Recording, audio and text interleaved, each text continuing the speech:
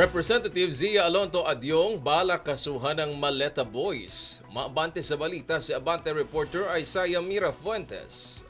Isaiah. Wedge, bigura ang 18 ex-Marines sa kanilang mga alegasyon sa ilang mga miyembro ng House of Representatives at ang karamihan sa mga miyembro ay mga nasa House Prosecution Panel. Sa isang panayam, sinabi ni Adyong na hindi nasira ng 18 ex-Marines ang buong prosekusyon at hindi nito naapektuhan ang kanilang paghahanda para sa impeachment.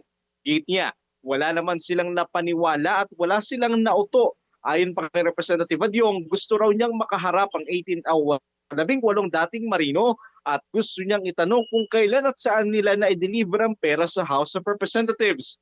Dahil dapat raw ma-check ang CCTV camera sa Kamara para mapatunayan kung totoo ito. Pinag-iisipan na rin ni Adyong ang pagsasampa ng reklamo laban sa mga dating Marino. Ako sa Isaiah Mira Fuentes, Abante.